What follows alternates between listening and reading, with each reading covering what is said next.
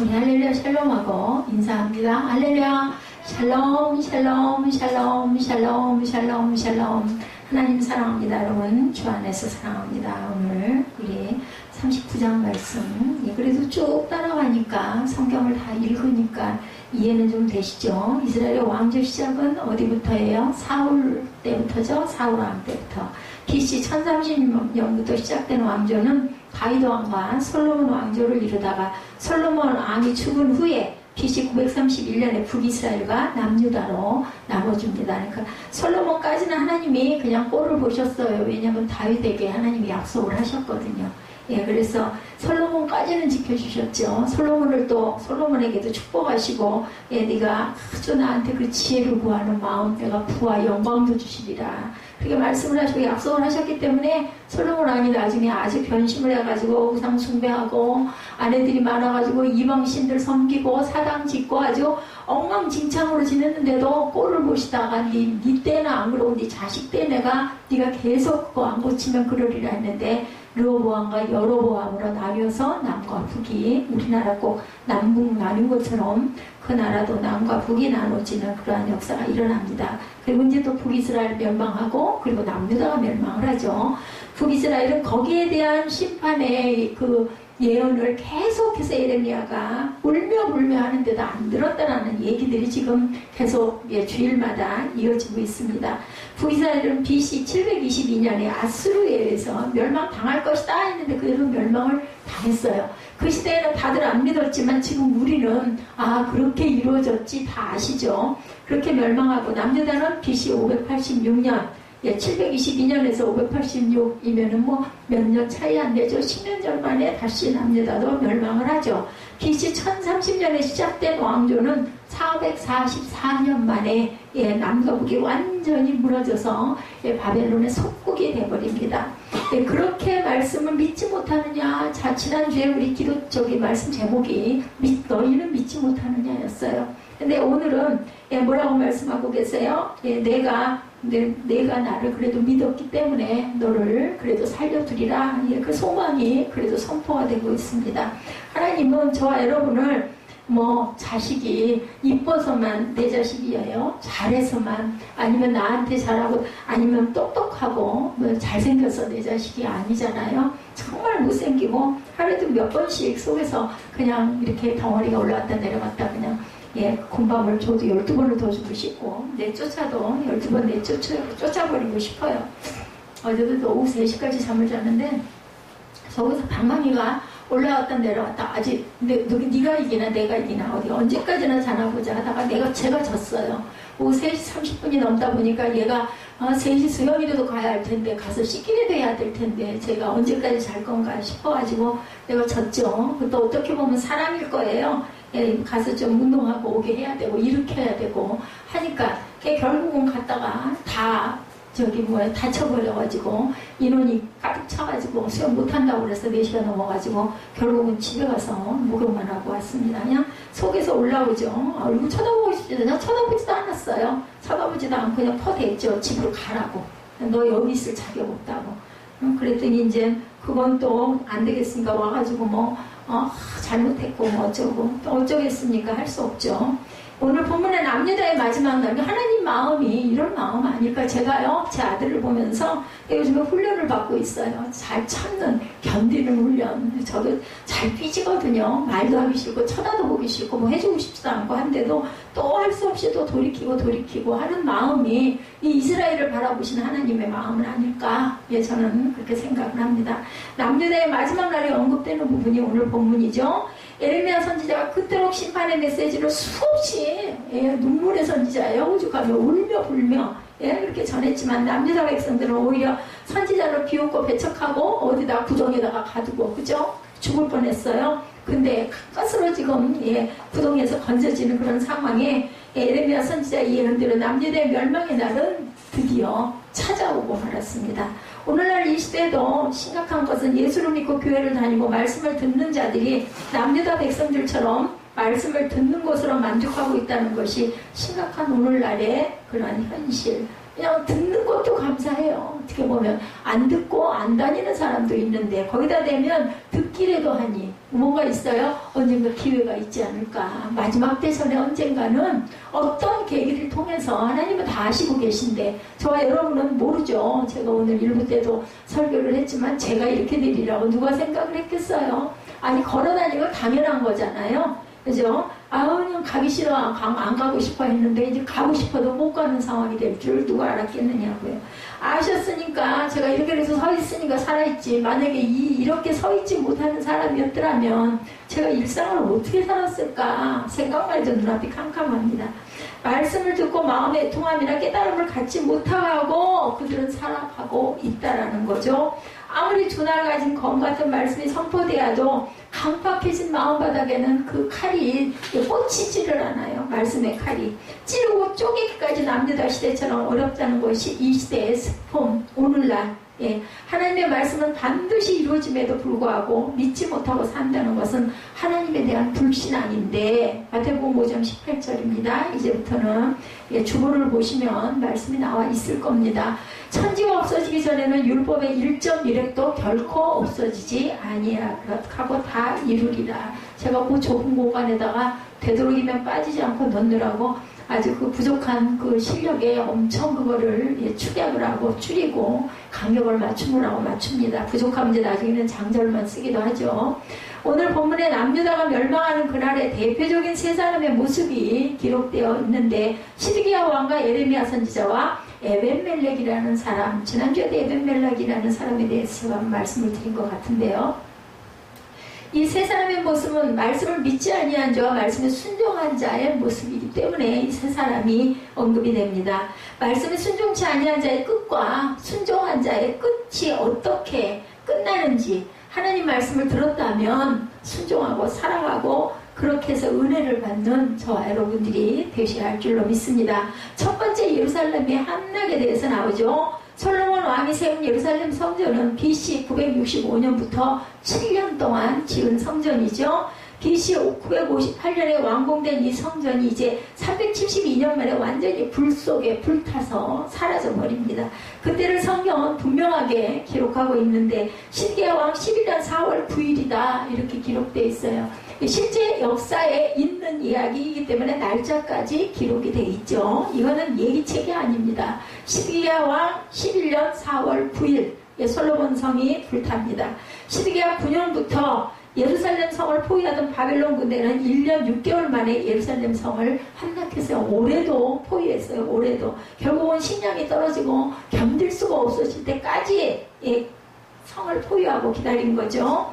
많은 거짓 선지자들과 바벨론의 세력이 곧 꺾일 것이라고 했지만 왕과 백성들은 이 말을 믿고 예레미야 선지자를 박해하려고 죽이려고 했지만 결국은 함락이 되죠. 이제 예루살렘 성이 바벨론에 의해 함락됨으로 예레미야 예언이 하나님께로 받은 참된 것이라는 것이 밝혀집니다. 드디어 예루살렘 성이 함락되자 바벨론 왕과 고관들은 성 중심부를 완전히 장악을 합니다. 4절을 보십시오. 예루살렘 성이 함락되자 시드기야 왕은 왕의 동산길을 따라 뭐 했어요? 도망을 쳤다. 본문을 좀 보시면서 하면은 조금 따라가시는 게 편하실 거예요. 4절 유다의 시드기야 왕과 모든 군사가 그들을 보고 도망하되 밤에 왕의 동산길을 따라 두 담 샘물을 통하여 성을 벗어나서 어디로? 아라바 어디겠어요? 아라비아예요. 아라비아로 다른 나라로 망명을 갔어요. 도망을 간 거예요. 근데 그거 붙잡아 오죠. 왕의 동산길은 비밀 통로예요. 비밀. 왕들만 다니는 옛날에도 땅굴이 있었어요. 갈 수 있는 통로를 만들어 놨던 거죠. 시드기야 왕 그 비밀 통로를 따라서 아라비아로 도망을 칩니다. 아라바는 여리고평으로 가리키는데 주목할 것은 이러한 시드기야 왕의 도망을 에스겔 선지자는 이미 예언을 했었어요. 에스겔 12장 12절에 보시면 주보 보십시오.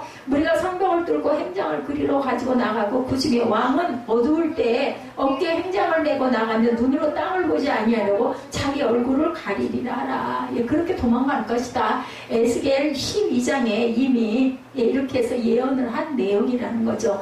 밤중에 변장을 하고 비밀 통로로 도망을 쳤지만 바벨론 군대에 붙잡혀서 바벨론 왕 앞에 끌려오죠. 오늘 본문 읽으셨죠? 6절에 보면은 나타나 있습니다. 바벨론의 왕이 림나에서 시드기야의 눈앞에서 그의 아들들을 죽였고 왕이 또 유다의 모든 귀족을 죽였고 7절 왕이 또 시드기야의 눈을 빼게 하고 바벨론을 옮기려고 사슬로 결박하였더라. 아주 완전히 짐승같이 눈까지 뽑고 그 보는 눈앞에서 자신의 아들들 다 죽이고 그리고 그 아내들 첩들 다 죽이고 그리고 왕은 쇠사슬로 묶어가지고 자신의 본국으로 이렇게 끌어갑니다. 말 들었으면 얼마나 좋았겠어요. 비참한 최후죠.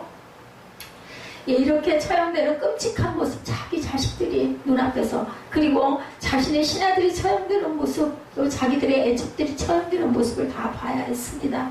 자, 에르미야 선지자를 핍박하고 천대하고 멸시하고 죽이려고 했던 그 귀족들이 바벨론 적국에 의해서 전부 다 형정 이슬로 쓰러집니다. 그들은 죽어가면서 에르미야 선지자의 말을 순종하지 아니한 것을 후회했는데 이미 때는 늦으리예요. 여러분들 때 있을 때 말씀을 들으시고 순종하시기 바랍니다. 7절에 바벨론 하면 시드기야에게 더 무서운 형벌을 주죠. 제가 읽었기 때문에 바로 말씀으로 갑니다. 시드기야의 두 눈을 뽑고 죽이지도 않고 쇠사슬로 결박해서 차라리 그냥 얼른 죽는 게 낫잖아요. 고통 덜 받고 무섭지 않게, 그죠? 이렇게 끌고 가죠.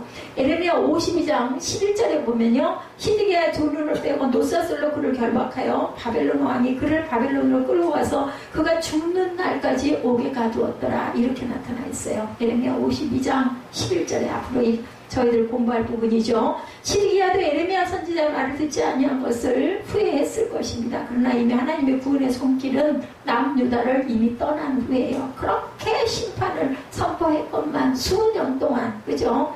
이것이 끝은 아니었습니다. 8절에서 10절을 보면 에레미야 선지자에게 하셨던 심판의 말씀을 바벨론이라는 나라를 통해서 그대로 이루죠. 8절부터 10절까지 볼까요? 갈대아인들이 왕궁과 백성의 집을 불사르며 예루살렘 성벽을 헐었고 사령관 느부사라단이 성중에 남아있는 백성과 자기에게 항복한 자와 그 외에 남은 백성을 잡아 바벨론으로 옮겼으며 사령관 느부사라단이 아무 소용 없는 빈민을 유다 땅에 남겨두고 그날의 포도원과 밭을 그들에게 주었더라. 빈민들은 거기다 남겨놔요. 나중에 또 여기서 그죠? 이방 민족과 결혼을 하는 걸로 인해서 나중에 그것을 느헤미야가 그냥 그들의 호족을 다 파내고 아내들을 다 쫓아내고 애들은 엄마를 잃어버리고 또 성벽 불탄 것도 다시 재건을 하고 에스라와 느헤미야의 사건이 그 후에 제가 새벽 예배를 지금 인도하고 있기 때문에 말씀을 드립니다. 이루어지는 일들이 이렇게 다 불타 없어진 거 다시 재건하고 그리고 이렇게 해서 이 남유다에다가 가난한 자들 남겨놨더니 또 그 바닥에 있는 자들과 같이 결혼을 하는 바람에 혼혈이 되는 바람에 하나님이 진노하셨다. 하나님은 분명히 그 혼혈로 결혼하지 말라고 하셨거든요. 이방 여인들과 이방 딸들과 또한 네 딸들과 이방 사람들하고 결혼하지 말라고 분명히 말씀하시는데 신명기에도 보면 그거 어겨가지고 우리가 이렇게 벌을 받는다 해가지고 그걸 또 정화하는 그 일이 일어납니다. 바벨론 군대는 예루살렘 왕궁과 성전과 백성들의 집까지 모두 다 불태워버립니다. 어떻게 했겠습니까? 아주 비참하죠. 에레미야 52장 13절이죠. 야훼 성전과 왕궁을 불사르고 예루살렘 모든 집과 고관들의 집까지 불살랐으며 이렇게 나타납니다. 철저하게 예루살렘을 심판하시는 하나님이 나타나죠. 이스라엘 백성들이 그렇게도 자랑하고 자부심을 가지고 있던 화려한 예루살렘 성전이 바벨론 군대의 말발구에 짓밟혔고 불 속에서 한줌에 재로 사라져버립니다. 우리는 지금 어떤 소설책을 읽는 게 아니에요. 제가 말씀드렸죠? 여러분들 이거는 사실이라고, 실화라고, 역사라고, 픽션입니다. 픽션. 역사적으로 분명한 사실을 지금 보고 있는 겁니다. 우리는 얼마나 복된지 몰라요. 그 시절에는 정말 어떻게 믿겠느냐는 거죠. 설마 했을 건데 우리는 지금 결과를 가지고 보고 있지 않습니까? 얼마나 목이 터져라고 하나님의 선지자들이 외쳤는지 몰라요. 그 시대에 있었던 선지자들, 예레미야가 얼마나 깨달도록 애를 쓰고 이사야 선지자가 얼마나 그 이전부터 울며 불며 소리를 지르고 그저 그랬는데도 아무도 듣지 않았어요. 토기를 사서 백성들 앞에 깨뜨리기도 하고 목에 멍에를 만들어서 다니기도 했죠. 여러분들 아시죠? 에르미야 그 우리 앞장에서 나오죠. 그렇게 하라고 그래서 하나님이 성령이 그렇게 하라고 그래서 그대로 하고 다녔어요. 목에 멍에를 만들고 토기를 백성들 앞에서 막 깨뜨리고 이렇게 깨진다. 이 나라가. 그러니 너희들 회개해라. 배띠를 허리에 차고 다니기도 했어요. 우리나라도 보면은 예전에 보면은 초상집에 가면은 이렇게 배로 띠로 이렇게 만들어가지고 그 상복에 보면 이렇게 매는 것처럼 아마 그 나라도 그런 그 옷들이 있는 것 같아요. 초상집도 결혼하는 집도 가지 않는 모습, 배띠를 허리에 차고 다니고, 그리고 안 가고 그들을 위해 또 눈물로 하소연을 하고 눈물의 선지자가 되기도 했죠. 그랬지만 말을 안 들어요.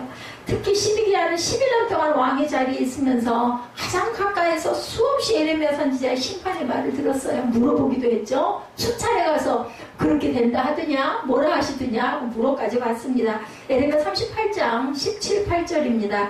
예레미야가 시드기야에게 이르되 만군의 하나님이신 이스라엘의 하나님 여호와께서 이와 같이 말씀하시되 내가 만일 바벨론의 왕의 고관들에게 항복하면 내 생명이 살겠고 이 성이 불사름을 당하지 아니하겠고 내와 네 가족이 살려니와. 오늘 보면 18절 말씀하고 똑같은 말씀이에요. 17, 8절도 내가 만일 나가서 바벨론 왕의 고관들에게 항복하지 아니하면, 그렇게 안 하면 이 성이 갈대아의 손에 넘어가리니 그들이 이 성을 불사를 것이며 너는 그들의 손을 벗어나지 못하리라. 이렇게 말씀을 하셨어요.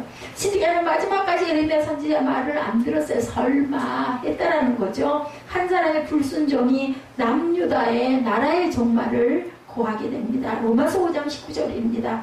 한 사람이 순종하지 아니함으로 많은 사람이 죄인 된 것 같이 한 사람이 순종하심으로 많은 사람이 의인이 되니라. 누구예요? 예수 그리스도의 십자가에 못 박히심으로 인하여 저와 여러분이 의인이라 칭함을 받고 구원을 받았어요. 그 구원의 역사는 뭐예요? 영생입니다. 그래서 기독교는 구원과 부활입니다. 두 가지예요. 어디에서? 십자가에서. 아담이 불순종으로 인간은 모두 죄인이 되었어요. 그러나 예수 그리스도 한 사람의 순종하심으로 인간은 구원을 받게 됩니다. 나 한 사람이 하나님 말씀 앞에 순종할 때 예수 그리스도의 구원의 역사가 나를 통해 너와 내 집이 구원을 받으리라. 그렇기 때문에 아침에도 이동호 목사님 잠깐 그 설명하시는 그 영상 봤지만 뭐래요?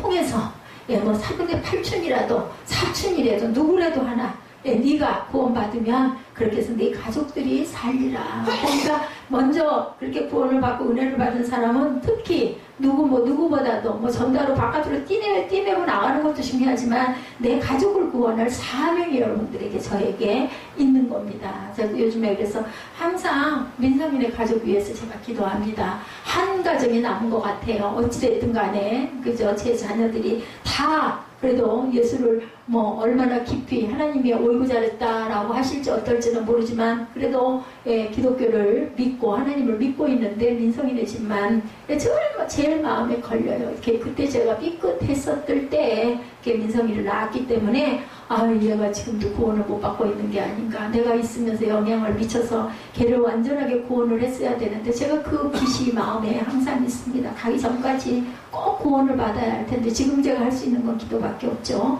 고넬료의 한 사람의 순종으로 모든 가족이 다 구원을 받을 수 있었던 것처럼 나 한 사람의 순종으로 예수 그리스도의 구원의 역사가 우리 삶 가운데 있으시기를 주의 이름으로 축복합니다. 예레미야 5장 1절이죠. 진리를 구하는 자를 한 사람이라도 찾으면 내가 이 성을 용서하리라. 유명한 말씀이에요. 한 사람만 있으면, 믿는 자 한 사람만 있으면 이 성읍을 내가 멸하지 아니하리라. 근데 그 한 사람이 없어가지고 성읍이 멸망이 됐어요. 여러분들 많은 숫자 생각하지 마세요. 한 사람만. 근데 저는 요즘에 그럽니다. 그냥 한 사람만 온전하게 세워놓으면 어떻게 보면 하나님이 용서해 주시지 않을까 이런 생각을 합니다.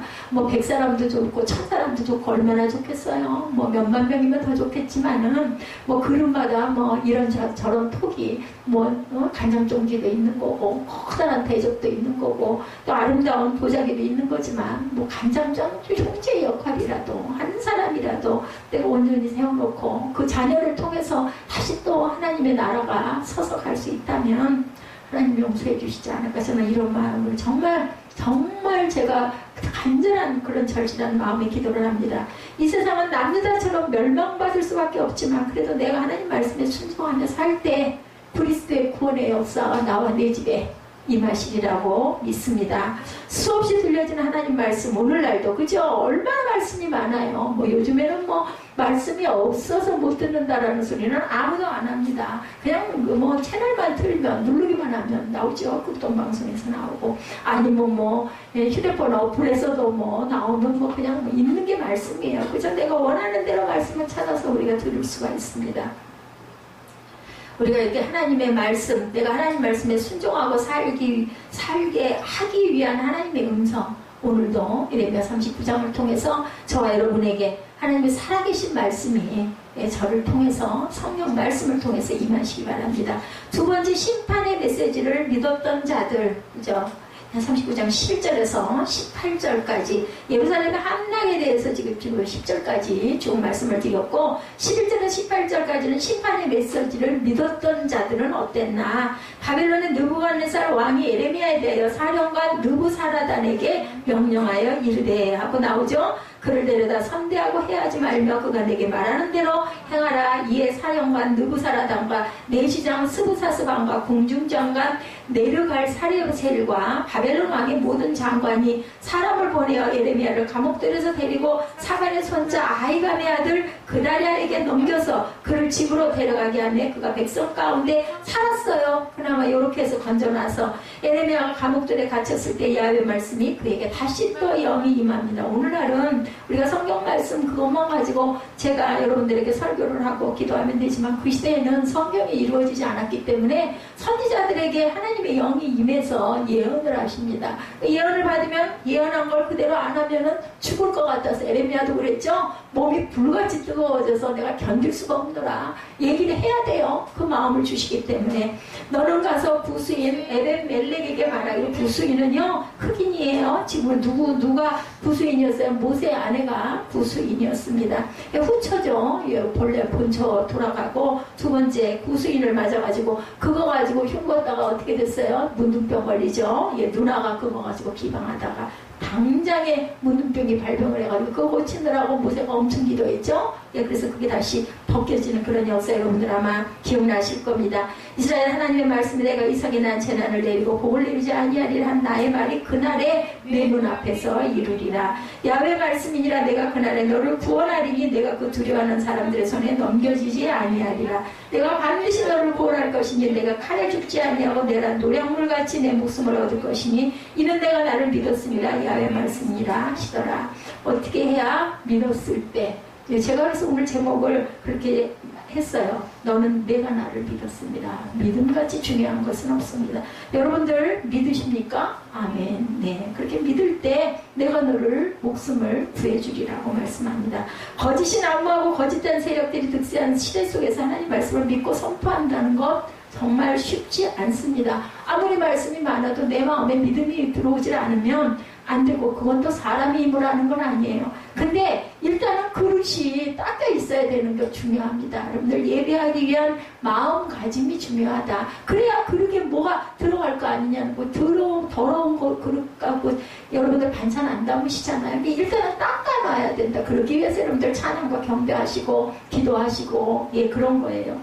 본문에 하나님이 심판의 말씀을 믿었던 대표적인 세 사람 아까도 말씀드렸죠. 첫 번째 심판의 말씀을 믿었던 사람 누구요? 선지자 에레미야. 그죠?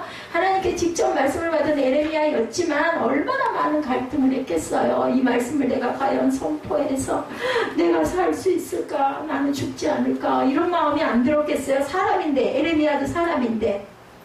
이런 갈등 본인이 가장 컸을 거라는 얘기인 거죠.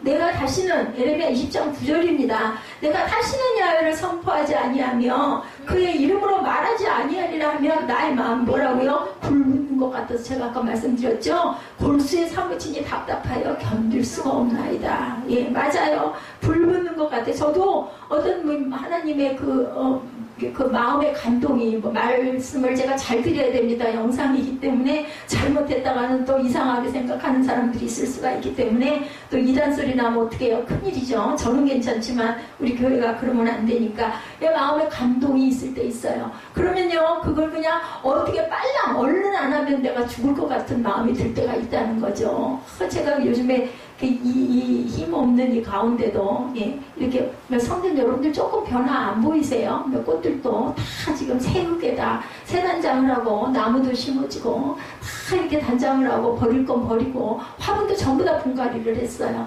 그래가지고 정돈을 하고 너무 눈에 띄게 지저분한 거는 그냥 혼자 엎드려가지고 기어다니면서라도 바깥으로 끌어내고 그러고 나니까 누워서 이렇게 보면 어떻게 그 나무들이 예쁘고 창문을 열어놓고 거기다가 창문 틀에다가 화분 파란 화분 뭐 꽃도 다 떨어져가지고 없지만 파란 화분 2개라도 여기 달랑 여기다 창을 열어놓고 올려놓고 나무가 그 앞에 있고 누워서 이렇게 보면 얼마나 이쁜지 모르겠어요. 제가 왜 이걸 옛날부터 알았더니 얼마나 좋을까요? 뭐하고 살았을까요? 저는 뭐가 이렇게 바빴을까요? 자, 두 번째 갈등은 모든 사람의 비웃음이었다라는 거예요. 20장 9절에 다시는 야외를 선포하지 않는 내가 그러리라고 하고는 마음이 불붙는 것 같아요. 저도 그래요. 우리 에스더 전도사 그러죠. 저보고 아이고 좀 있을 때 하지. 근데 어제도 냉장고를 치우느라고 아주 2시간을 안에서 조금 하다 보니까 뭘 넣어야 되는데 항상 자리가 비좁으니까 하다 보니까 그냥 다 드러내고 또 거기 뒤에가 얼음이 막 가득 얼어가지고 이게 공간이 더 밀어야 되는데 안 되잖아요.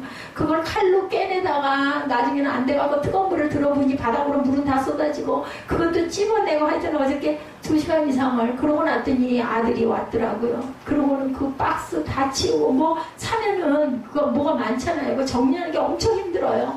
그리고 다 치워나니까 제 있을 때 좀 했으면 조금 제가 나았을 텐데 그건 못 견뎌요. 그냥 하는 거죠. 그러니까 몸이 힘든 거죠. 두 번째 갈등은 모든 사람 비웃음. 예. 에레미야가 그렇게 모진 번역을 당하고 감옥에 갇히고 얻어맞고 죽인다고 하고 하는데도 이런 걸 선포하니 옆에서 아마 보면 안 믿는 사람들이 볼 때는 아이고 미쳤지 뭘 그 짓을 그렇게 극성을 부리고 하냐고. 저도 가족들에게 그런 얘기 들을 때 있죠. 아니 그렇게 길을 써 그냥 적당히 대감 좀 하지 몸도 그래가지고 근데 안 되는 거죠. 제 힘이 아니에요. 그거는 아니 뭐 그거 안 하면 뭐 누가 뭐라 그래요. 저보고 뭐라 그럴 사람 아무도 없거든요. 그냥 냅둬도 되고 근데 안 되는 거죠. 해야 되겠다 싶으면 이것도 생명이다. 제가 느낀 건 그래요. 이것도 생명이지. 이것도 못하면은 내가 뭐 죽은 사람이지. 이런 마음이 듭니다. 이런 활동 속에서 에레미야 선지자는 자신의 태어남까지 탄식을 합니다. 에레미야 20장 14절이죠. 내 생일이 저주를 받았다면 나의 어머니가 나를 낳은 날이 복이 없었더라. 무슨 말이에요? 안 태어났으면 엄마가 나를 낳다가 내가 죽었으면 이 얘기 한마디로 얘기해서 내가 안 태어났으면 예, 사산을 했든지 낳다가 난산을 해가지고 예, 내 생일이 없었으면 나 없었으면 얼마나 좋겠으면 이렇게 고백을 했겠어요. 누구도 그래서 욕도 그랬죠. 내가 태어난 데를 내가 저주하면 얼마나 아프고 가려웠으면 그 얘기 하더라고요. 예, 누군가가 이렇게 가렵고 따갑고 이런 게 욥이 그랬을까. 그때 무슨 병인지 몰랐겠지만 얼마나 아팠으면 오죽이나. 그런 갈등 속에서 에레미야는 하나님의 심판의 메시지를 안 전할 수가 없었어요. 그럼에도 불구하고 그것이 그 사람의 사명, 에레미야의 사명. 누가 뭐 잘한다고 칭찬하고 아니면 떡을 주고 상을 주는 게 아니에요. 안 보여요, 하나님은. 그런데도 에레미야는 미친 사람처럼 선포를 하는 거죠. 그리고 또 얻어맞고, 그리고 또 옥에 갇히고, 그리고 또 구덩이에 빠지고, 그죠? 먹을 것도 안 주고, 이렇습니다. 항상 목회를 하면서 저도 그런 갈등이 얼마나 많은지 몰라요. 뭐 여러분들 뭐 길게 얘기 안 해도 아마 안 해도 아마 아실 거예요. 예, 엎드리면 신학교 2학년 때 보여주시던 말씀, 감동.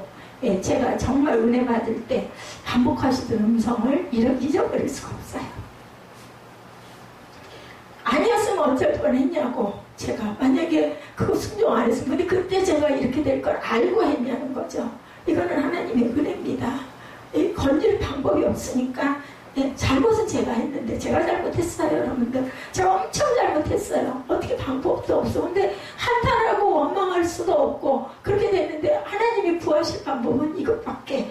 제가 그래서 오전 예배에도 그랬어요. 제가 만든 예배를 드리면서 왜 나는 내가 만들 때는 이 설교문을 만들 때는 별로 모르고 열심히 얼렁얼렁해서 하는데 여러분들에게 말씀을 전하면서 왜 나는 이렇게 감동을 받고 은혜를 받고 눈물이 나는지 모르겠다고. 그랬더니 우리 에스더 전사가 원래가 설교하는 사람이 90% 듣는 사람이 10%래요. 예, 그렇게 얘기를 하더라고요. 저도 들은 기억이 납니다.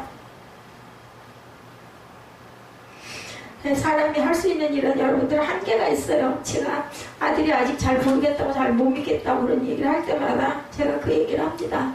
네가 할 수 있는 일은 한계가 있어. 근데 네가 최선을 다했는데 나머지 부분이 어떻게 될지 모를 때 그때 기도하는 거야. 제가 그 기도를 얘기할 때 그렇게 얘기를 합니다.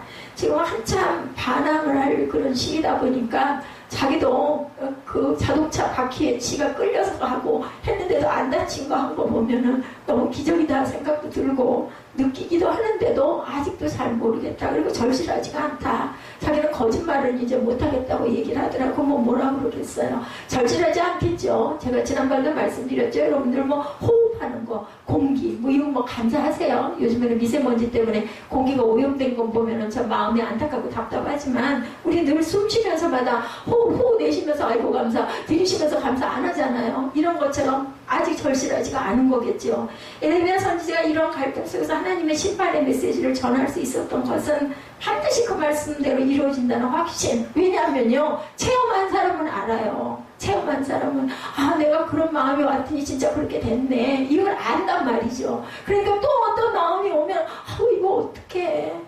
그렇다고 나쁜 얘기를 막 본인한테 대고 해줄 수는 없어. 그럼 어떻게 해요? 기도하죠. 이 시대의 에레미야는 전해야 되니까 전하지만 지금 오늘날 우리는요, 어떤 마음에 기도할 때 뭐가 딱 보이고 뭐가 오면요, 막 그거 가지고 좋은 거 같으면 얘기를 해주죠. 제가 조심스럽죠. 엄청 조심스럽죠. 왜냐면 내 마음일 수도 있고 내 바람일 수도 있으니까. 오늘도 제가 조심스럽게 얘기를 했지만 마음에 감동이 오고 좋은 거는 조심스럽지만 내가 틀려도 어쩔 수 없지만 소망이라도 주게 되잖아요.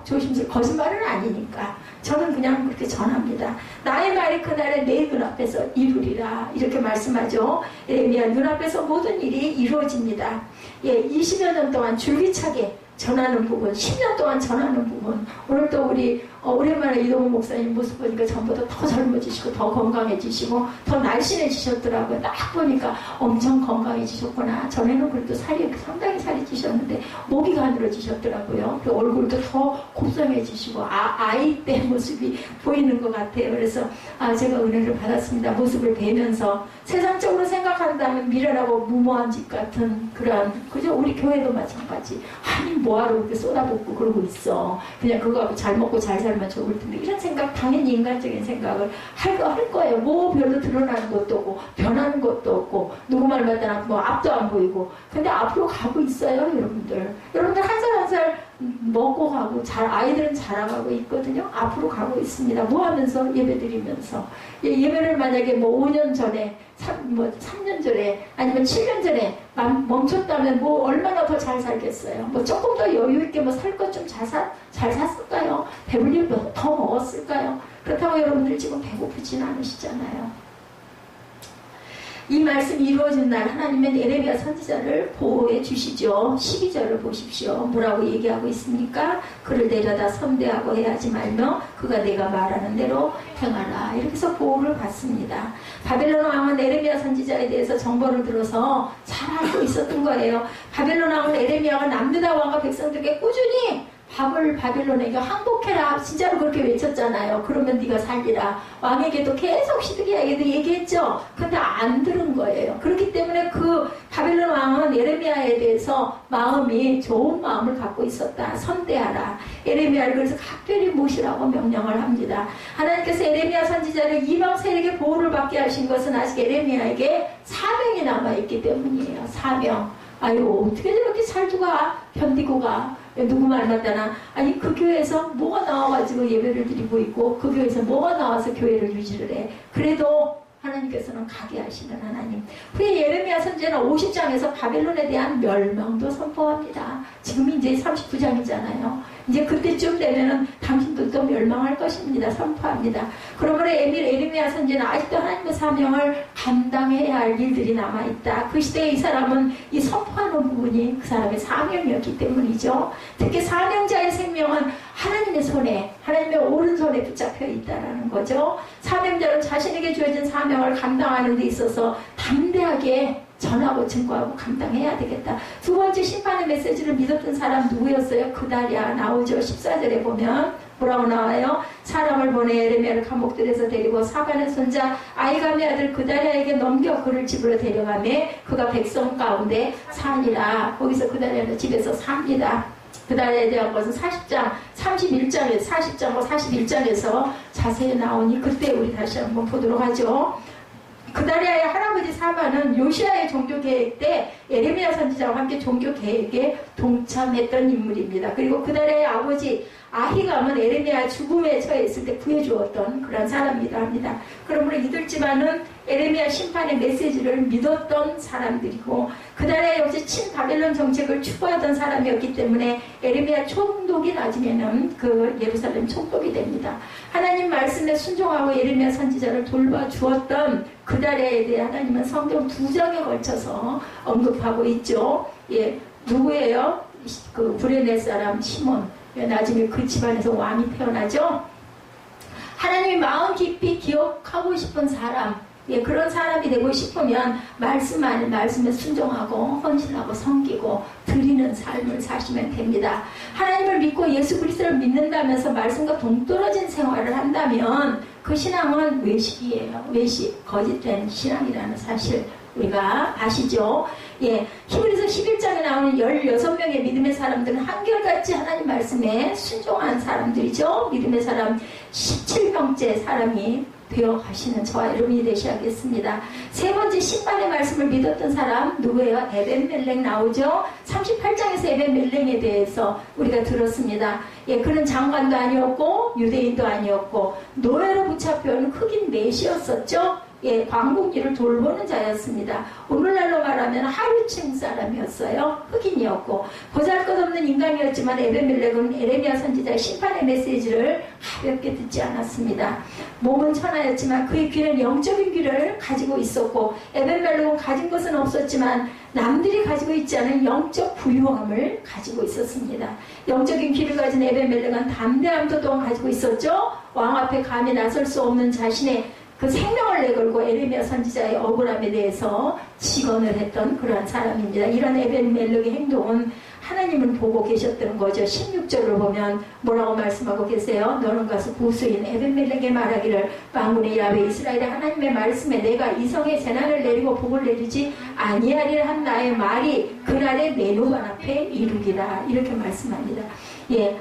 세 가지로 말씀하죠. 나의 말이 그날에 내 눈앞에 이루리라. 그죠? 예루살렘의 멸망이 에벤멜렉 눈앞에서 실현된다라는 거예요. 하나님의 하신 말씀을 주신 의미는 뜻은 뭘까? 그것은 생명의 위협을 각오하고 선지자를 위해서 담대한 믿음을 보인 것에 대해서 결코 헛된 것이 아니다라는 확신을 주십니다. 성경에 기록되지 않았지만요. 여러분들 에벤멜렉은 남유다의 고관들로부터 아마도 이런 말할 수 없는 비판을 받았을 거예요. 왜냐하면 그 편을 들었으니까. 예레미야 편을 들었으니까. 너 같은 천한 놈이 뭔데 감히 왕께 고해서 에레미야를 구해냈느냐. 여기서 구원이라는 뜻은 뭐 지금 우리가 얘기하는 구원이 아니죠. 예, 옥에 가둬서 지하감박에 떨어져가지고 진흙탕 구덩이에서 죽었을 건데 건져낸 것을 얘기를 합니다. 핍박을 당했을 겁니다. 에벤멜렉은. 하나님은 그러한 에벤멜렉의 모든 것을 보고 계셨다는 거예요. 우리 눈에 직접 금방 이루어지진 않지만 시편 139편 2절이죠. 주께서 내가 안고 일어섬을 하시고 멀리서도 나의 생각을 밝히 하신다라고 말씀합니다. 세상 끝날에도 환난 속에도 고통당하는 자들이 있는가 하면 하나님의 보호하심 속에 심판을 구경하는 사람도 분명히 있다라는 거예요. 이스라엘 백성들이 애굽에서 나와 홍해를 건널 때 뒤를 쫓던 애굽 군대가 바다에 수장되는 거 여러분들 다 아실 거예요. 노아의 방주에서 40일 동안 있으면서 세상이 홍수로 멸망당하는 것을 또한 본 노아의 가족도 있습니다. 아주 소수예요. 극소수 한 가족뿐입니다. 8명의 가족이었죠. 나머지는 어땠어요? 노아가 시간만 나면 110년 동안 방주 지으면서 때만 만나면은 물로 심판할 거니 우리 방주로 와라 방주로 와라 아무리 얘기해도 저 미친놈 저놈 산꼭대기에다 무슨 말도 안 되는. 그때는 비가 없었어요. 그러니 무슨 그 말을 믿었겠어요? 아무도 안 믿죠. 자기가 본 거, 자기가 아는 거, 그거에 우리는 생각을 거기까지밖에 못합니다. 마지막 때에도 7년 대환란이 시작되고 전 3년이 끝날 쯤에 자신의 택한 자들을 예비처에서 3년 6개월 동안 양육하고 보호해 주실 것이라고 계시록이 나옵니다. 그때 예비처에 있는 자들은 후 3년 반 동안 세상이 당한 하나님의 심판을 보게 될 것이라고 계시록 12장 6절에 기록되어 있어요. 요한이 반모섬에서 하늘이 열리고 보여주시는 그런 상징들을 그대로 기록해 놓은 게 계시록입니다. 6절 봅니다. 그 여자가 광야로 도망하며 거기서 1260일 동안 그를 양육하기 위하여 하나님께서 예비하신 곳이 있더라. 이렇게 증거되어 있습니다. 그날에 하나님의 심판이 이루어지는 것을 겪지 않고 보고 있는 자가 되길 원한다면 에벤멜렉 같은 신앙, 실천하는 신앙을 가지시기를 주님의 이름으로 축복합니다. 하나님의 말씀을 믿고 순종하고 불의와 타협하지 않고 담대한 믿음을 가져야 되겠다. 내가 세상과 좀 다르지만 사람들은 날 좀 미련하다고 하지만 바보 같다고 하지만 말씀이 이렇게 말씀하시니까 나는 그렇게 할 거다. 제가 일부 예배 때 말씀드렸죠. 예, 선으로 악을 이기라는 걸 실천하지 못해가지고 그 양반이 36살이 되도록 그 장모님 용서 못해가지고 결국 있다가 그거 영적 치유원 받고 다시 목사가 돼서 그렇게 사랑하는 그런 그 사랑을 가진 그런 종이 되었다. 그 과정이 없었으면 이 사람은 아마 그냥 입으로만 전한 그런 그 목회자가 됐겠죠. 둘째로 구원을 약속하시죠. 에벤멜렉에게 주신 말씀 중에 17절에 내가 너를 구원하리니 18절에는 내가 반드시 너를 구원하실 것인지 오늘 본문에 그렇게 나타나 있습니다. 그래서 세 가지로 말씀을 하셨어요. 예, 그날에 내 눈앞에서 이루리라. 그리고 반드시 너를 구원하리라 라고 말씀을 합니다. 에벤멜렉은 무엇이 옳고 그른 것인지 분명히 깨달았기 때문에 담대히 행동할 수가 있었다. 왜냐하면 나를 분명히 지켜주신다고 했으니까 내가 이렇게 해도 나를 분명히 지키시겠지, 나를 구원해 주시겠지 라고 믿은 거죠. 모든 행동에는 하나님이 진실되게 믿는 믿음이 있었죠. 에벤멜렉처럼 하나님이 인정하는 믿음을 가지시기를 바랍니다. 사람을 기쁘게 하는 믿음이 아니라 하나님을 기쁘시게 하는 믿음. 교회 헌금 여러분 지난번에 제가 저희 10주년 기념 예배 때 깜짝 놀랐어요. 뭐 헌금에 들어왔는데 헌금에 액수가 너무 많아가지고 이거 뭐 잘못 보낸 게 아니고 11조가 들어온 게 아닌가 하고 놀랐어요. 그랬더니 10주년인데 참 제가 갈라디아서 1장 10절입니다. 이제 내가 사람들에게 좋게 하랴 하나님께 좋게 하랴 사람들에게 기쁨을 구하랴 내가 지금까지 사람들의 기쁨을 구하였다면 그리스도의 종이 아니니라. 예, 사람의 기쁨이 아닌 물론 사람에게도 기쁨을 줘야 합니다. 은혜로 그죠? 말씀으로 또한 제 행동으로 여러분들에게 기쁨을 줘야 하지만 중요한 것은 사람의 종이 아니라 하나님의 종이 될 줄 알아야 된다. 온전한 하나님이 보시기에 내가 이상한 거리끼는 짓을 안 했다면 읊조려지고 두려워하고 겁낼 거 없는 거죠. 나는 하나님이 하라시는 대로 내 자리에서 내 최선을 다했기 때문에 나는 사람의 종이 아니기 때문에 눈치 볼 거 없다 인 거예요. 근데 사람의 관계다 보니까 눈치를 봅니다. 제가 너무 미안한 부분도 있고 인간적으로 하나님을 기쁘시게 하는 믿음을 가지시는 저와 여러분 되시기 바랍니다. 담대해야 되겠죠. 그러기 위해서는 사람에게 초점을 맞출 것이 아니라 예수께 초점을 맞출 때 그 믿음을 하나님은 기쁘시게 받으신다라고 말씀하는 거죠. 믿음이라고 다 같은 믿음이 아니다. 하나님이 기뻐 받으시는 믿음이 되어야 된다. 그러한 믿음은 뭐라 그래요? 히브리서 11장 6절입니다. 믿음이 없이는 하나님을 기쁘시게 하지 못하나니 하나님께 나아가는 자는 반드시 그가 계신 것과 또한 그가 자기를 찾는 자들에게 상 주시는 이심을 믿어야 할지니라. 어떤 자들이요? 찾는 자들이에요. 그냥 있다고 뭐 하나님이 뭐 그렇게 하라고 그러셨으니까 하나님이 알아서 주시겠지가 아니에요. 하나님 주시옵소서 해야 돼요. 하나님 제가 이렇습니다 해야 돼요. 고백하셔야 돼요. 그럴 때 네가 나를 찾아왔니? 뭐가 필요하니? 상을 주신다고 오늘 제가 말씀드린 게 아니라 히브리서 11장 6절에서 분명히 말씀하셨죠. 하나님이 기뻐하시는 믿음은 하나님의 살아계심을 믿는 믿음입니다. 그리고 에벤멜렉은 하나님의 살아계심을 믿었기 때문에 심판의 말씀 또한 이루실 것을 또한 믿었다라는 거예요. 우리가 상만 주시는 게 아니라 심판도 주신다라는 거죠. 아니하면 분명히 옵니다. 보이지 않는 하나님을 보이는 하나님처럼 믿는 것은 말씀에 순종하는 길이죠. 태초에 말씀이 계시니라. 요한복음 1장 1절이죠. 이 말씀이 누구와 하나님과 함께 계셨으니 이 말씀은 곧 하나님이시니라 말씀합니다. 보이지 아니한 하나님을 보려고 하지 말고 말씀으로 우리 가운데 보이고 계시는 하나님을 믿고 순종하시기 바랍니다. 또한 하나님이 기뻐하시는 믿음은 하나님께 상 받기를 기대하는 신앙 되셔도 됩니다. 내가 이렇게 열심히 섬기니까 하나님이 분명히 내 후대 때든 아니면 내가 하늘나라 가서든 분명히 내가 살아있을 때든 상을 주실 거야. 이런 믿음, 이런 신앙, 예, 좋은 신앙입니다.